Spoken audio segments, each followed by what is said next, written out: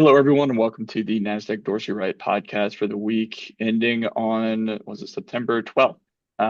We're recording this on September 10th. My name, as you can see here on the Zoom screen, is Ian Saunders, and as you can also see, I'm joined here by David Clark. David, good to be here talking to you.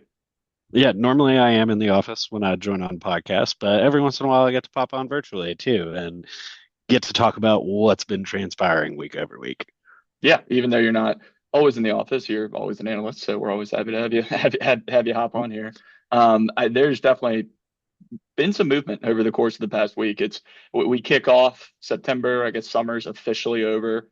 Come back into things with that pools closing down, kids back at school across the nation, and we get some movement in some of our health strength rankings by Mhm. happenstance to kind of kick off the week.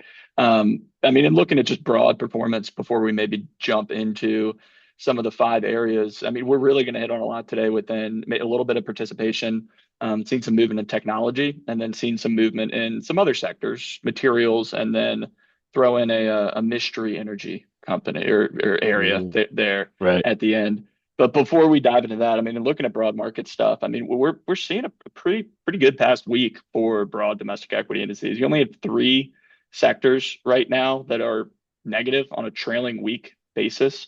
Um, you only have one sector that's negative over the past 3 months, and that's consumer Mhm. staples. If you look at a trailing 3 months at the time of this recording, Wednesday afternoon, staples is the only thing that's not up at least 1% over the past 3 months, which, to be honest, is a little surprising. Well, and I think what probably surprises most people, especially given the month we're in and sort of this get back to normalcy, if you will, as far as life may go, it's the month of September, which more often than not has negative connotations that follow it. And we've sort of kind of plotted our way along positively. And like we've mentioned, and we'll sort of mention through a variety of the next, pieces that we go through or talk about, there's been a lot of little positives that have been happening along the way. Well, they maybe haven't given, huge flashing lights in terms of one thing. We've still been seeing a lot going on. Yeah, yeah, absolutely. And well, one of the things that did give a flashing light, I guess, and is the NYSE high low index. That's one of the indicators for those following along on our research platform, dorseyright.nasdaq.com. If you go to the bottom of that main landing page, you get to an area called we're on the research hub, and you get to some of our technical indicators that we want to highlight. This is one of them. Go ahead and throw the chart up on the screen here now. It's a short-term focus indicator that measures an aspect of market breadth. What percentage of stocks are making a new high in the NYSE versus those making a new low? We do look at that over a kind of smoothed out time frame. So we look at a moving average over the past 10 days from that calculation. But it's just meant to show, hey, is more stuff making new highs relative to those making new lows? If we have more things making new highs, that's generally a good thing for market action. And David, we actually saw this indicator touch 90% with movement on last Friday. Real Mhm. strong movement last Friday. This thing ticked up to 90%, but it had been improving for a couple of weeks there. Is that right? Well, it had been. I mean, it's really mid-August, and we've seen indices sort of follow that track record as well, improving along the way. In some cases, they moved to new all-time highs, and that's sort of been an undercurrent here. Not that this indicator is tracking indices, it's tracking underlying stocks within the NYSE, but we're seeing some of that similar action of underlying stocks making new all-time highs or 52-week highs, depending on which chart you're looking at. Yeah, absolutely. I mean, yeah, I think it's a good point. Just looking at those 52-week highs, it doesn't hit 90% a lot. Well, I guess relatively. It moves around a lot. The chart moves Mhm. around a lot. You'll see that if you look at it on chart. We don't want to get too caught up in using it as like a trading indication when it goes to this level, trade this way or that way. More so from a conceptual perspective. This thing's at 90%. 90% of relative new highs from a 52-week new highs relative to those making new lows is a good thing. Last time we were up this level was actually a year ago, September of 2024. It hit 90% several times throughout 2024. Hit it in Mhm. March or April, May rather. Hit it in August. Hit it again in September. Saw it a 2020. few times in 23 as well, Yep, right? Yep, you saw it three times in 2023. First time it's hit it though in 2025. So the broader indices are certainly behind the mark at this point in 2025 relative to where we were in 2023 and in 2024. So seeing this thing continue to push higher, it's not at the highest level we've ever seen. I mean, heck, we saw it hit 98% in December of 2020. We're not at that point, right? Right. But it is high, which is a good sign in the intermediate to longer term. Kind of looking forward.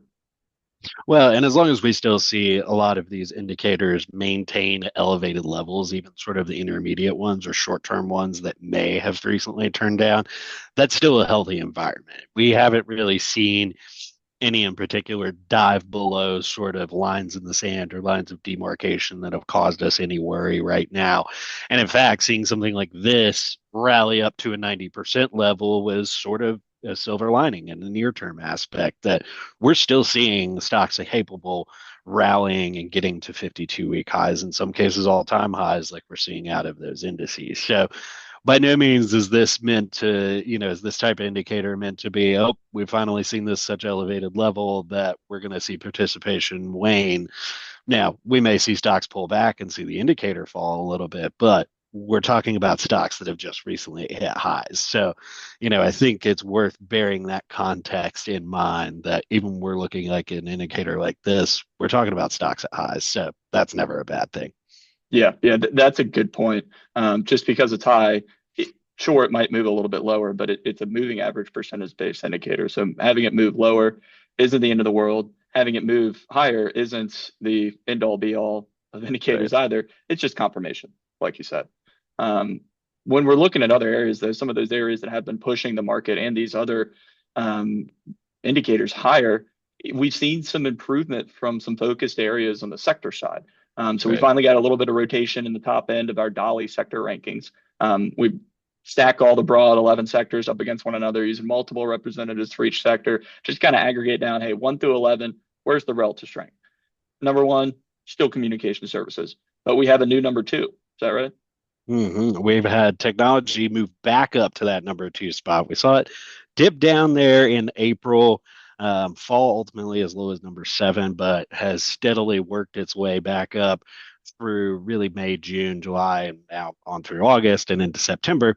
We've seen technology emerge at this point overtaking financials for that second position, which was kind of an interesting situation in terms of we still see strength out of financials. This isn't a call that financials is really weakening as a sector, but we've had seen tiny little pockets where we've seen some weakness out of financials that ultimately helps technology sort of move up into that second position. So with tech now there, it seems like it's a familiar spot, honestly. Yeah, and I mean, I think it's interesting. We see financials fall out of the top two spots the week before we're likely going to get a rate cut from the Fed, right? Mhm. I think there's a lot of rates are probably more closely associated with financials than they are technology, but declining rates are not necessarily a bad thing, but not a good thing for financials, and declining rates are probably a better thing for tech Mhm. when we're looking at it moving forward. So maybe the market getting into a little bit of a predictive posture there, with at least on a relative strength perspective. But when we're looking down underneath the hood, David, I know that there's a few areas. Maybe we can kick off with on the tech side. Everybody's, well, maybe not favorite stock, former favorite stock, but the company that makes the phones that everyone has in their pockets, Apple. You Mhm. put together a pretty interesting piece with Apple yesterday having their latest iPhones. iPhone what, 17 are we on now? I don't Yes, even and know what it's what iPhone I have in my pocket at this point. And I heard someone make an interesting comment online or on TV saying that, hey, if the little lackluster movement from the people weren't all that shocked or impressed with the iPhones. It's like, well, if you had an iPhone 17 on camera here, could you tell that it was an iPhone 17? I was like, you know what? Based on the pictures that I've seen, I don't know if I could. But that's not a new thing with Apple in yeah, I their was about to phones, say right? that's probably true since the iPhone 13, I think, or 14, somewhere around in there.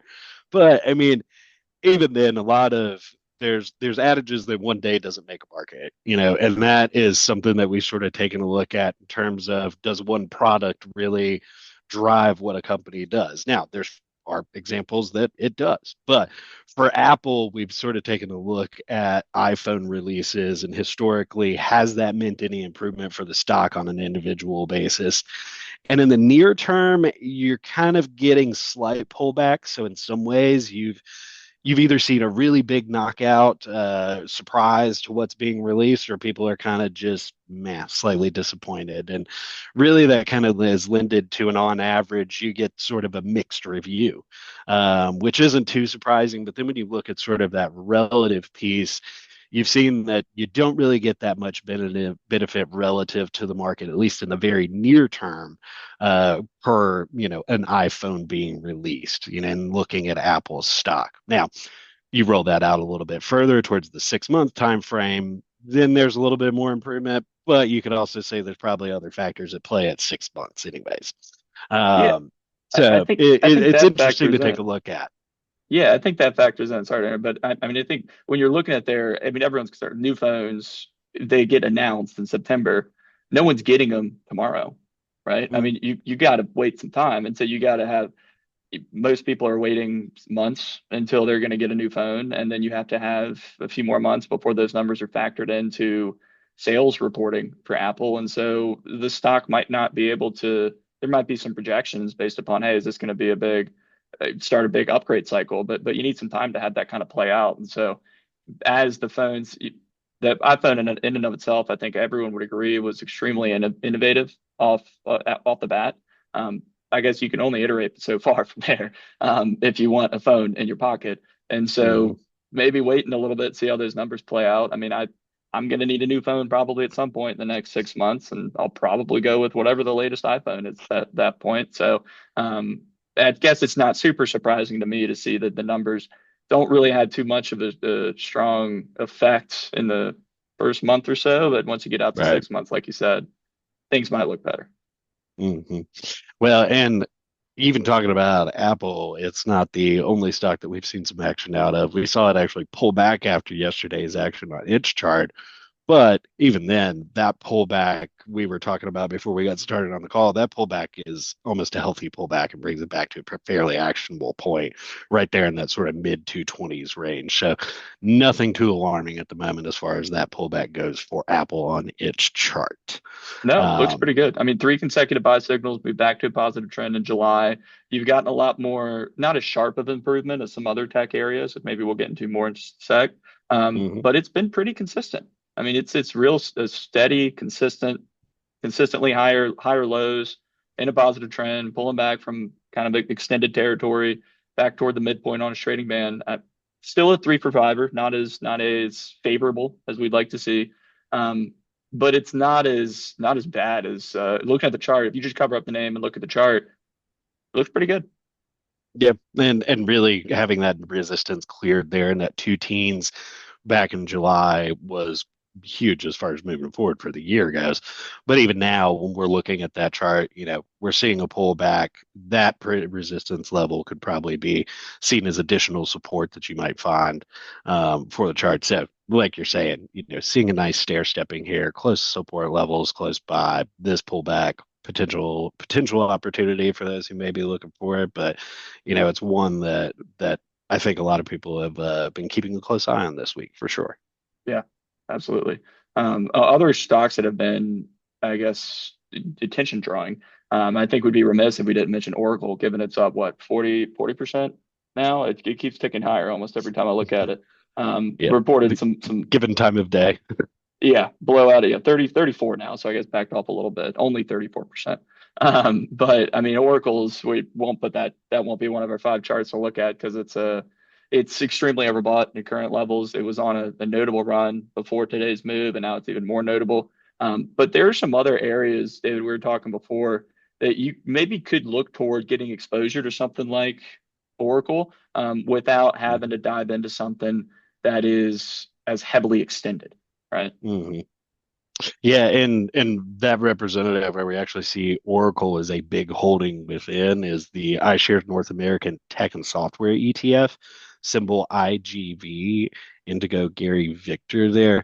And it reversed higher with this action out of Oracle. So it's definitely benefited moving into a column of X's today. They're at 114, matching the rally high that we saw in July. But like you said on that chart, we've seen consecutive buy signals. This reversal up today puts support there nicely in sort of that mid $100 range, right around 106.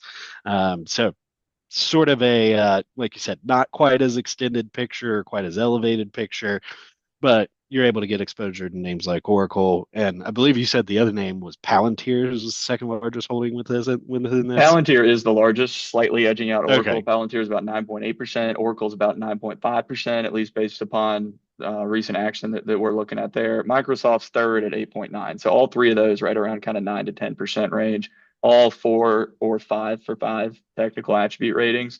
Um, I think those, I mean, Palantir has been in the news a little bit, I would say, over the past few Hmm. months.